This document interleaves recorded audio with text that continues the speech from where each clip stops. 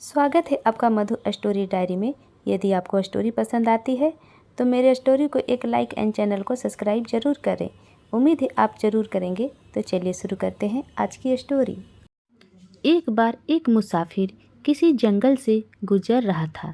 तभी उसने देखा कि कांटों की झाड़ियों में एक सांप फंसा हुआ है और उसमें अनेक कांटे चुभे हुए हैं।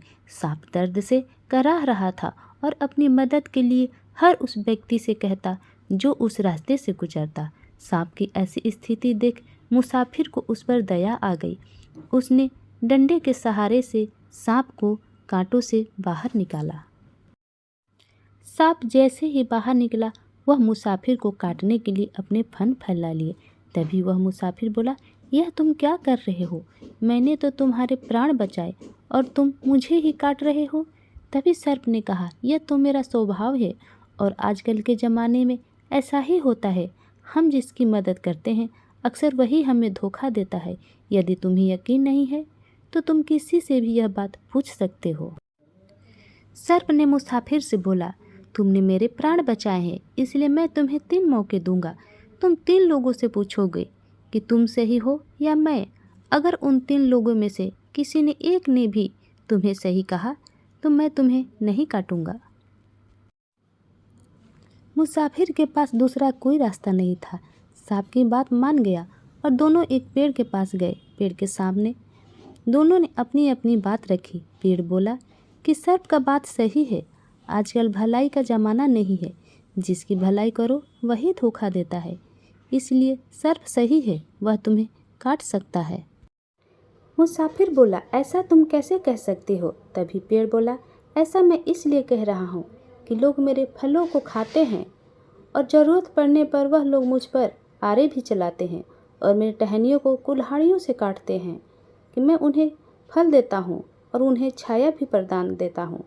फिर भी लोग मेरे साथ ऐसा दुर्व्यवहार करते हैं। इसलिए आजकल भलाई का ज़माना नहीं है। सांप और मुसाफिर दोनों आगे बढ़ते हैं। रास्ते में उन्हें एक गाय मिलती है। दोनों गाय के पास जाते हैं और दोनों अपनी अपनी बात रखते हैं।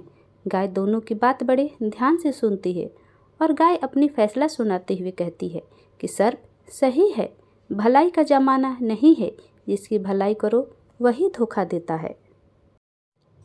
गाय की बात सुनकर मुसाफिर बोलता है कि गाय तुम ऐसा कैसे बोल सकती हो? तभी गाय बोलती है कि मैं ऐसा इसलिए बोलती हूँ कि मैं लोगों को दूध देती हूँ, इसके बावजूद लोग मुझे डंडा मारते हैं, मेरे बच्चे को बूचड़ खाने में कटवा देते हैं।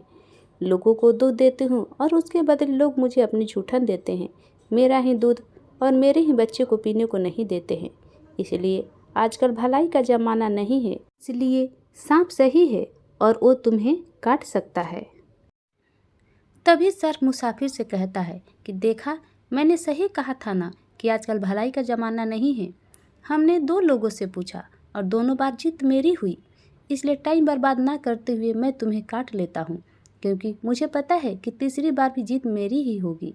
तभी मुसाफिर कहता है कि जब मरना ही है तो आखिरी बार कोशिश कर लेते हैं। सर्प कहता है, चलो ठीक है, आखिर तुमने मेरी जान बचाई है, इसलिए मैं तुम्हें आखिरी मौका तो दे ही सकता हूँ। सर्प और मुसाफिर दोनों आगे बढ़ते हैं। तभी रास्ते में उन्हें एक बंदर मिलता है। सांप और मुसाफिर दोनों अपनी अपनी बात बंदर के सामने रखते हैं। बंदर उछल कूद करते हुए कहा, देखो, मुझे तुम दोनों की बात समझ में नहीं आ रही, इसलिए जो भी हुआ तुम दोनों मुझे करके फिर से दिखाओ। मुझे उस स्थान पर ले चलो जहाँ यह घटना हुआ था। सर्प और मुसाफिर बंदर को लेकर उस स्थान पर जाते हैं जहाँ पर सांप कांटों वाली झाड़ियों में फंसा था। बंदर मुसाफिर से कहता है, तुम सांप को दोबारा से झाड़ियों के ऊपर फेंको।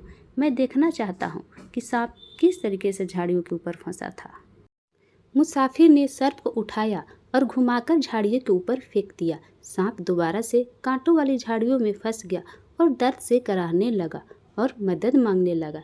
तब मुसाफिर फिर से उस सर्प को बचाने के लिए झाड़ियों की तरफ बढ़ने लगा। तभी बंदर ने मुसाफिर को रोकते हुए कहा, तुम मूर्ख हो, हमें मदद उसी की करनी चाहिए जो मदद के लायक हो। बंदर की बात मुसाफिर को तुरंत समझ में आ गया और वह सर्प को उसी हालात में छोड़कर आगे बढ़ गया। कभी कभी हमारे जीवन में भी ऐसे ही होता है। हम दूसरों को मुसीबत से निकालकर खुद ही मुसीबत में पड़ जाते हैं। इसलिए किसी की मदद करने से पहले देख ले कि वह व्यक्ति वाकई में मदद के लायक है या नहीं।